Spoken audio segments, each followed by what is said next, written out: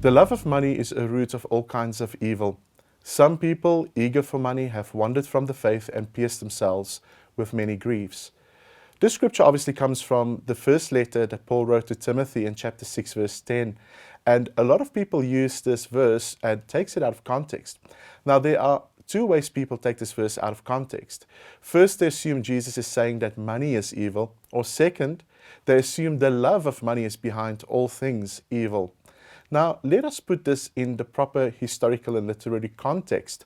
Paul is obviously speaking to young Timothy, who is now a leader in a church, and he explains to Timothy the pitfalls of financial success and cautions him not to be covetous or be like the Pharisees, who were, according to Luke chapter 16, verse 14, lovers of money, or scoffers during this new church age. And again, Paul repeats that in his second letter in chapter 3, verse 2.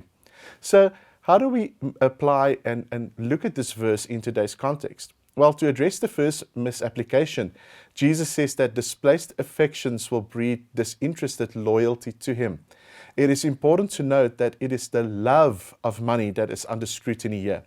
Jesus makes it even clearer when He emphatically cautions us in Luke chapter 12, verse 15, that we need to be aware, we need to guard against every kind of greed, because life is not measured by how much we own.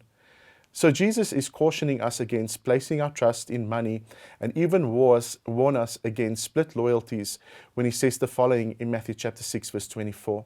He says the following. He says, "No one can serve two masters.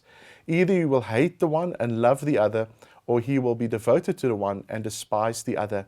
You cannot serve both God and money." Now to the second misapplication.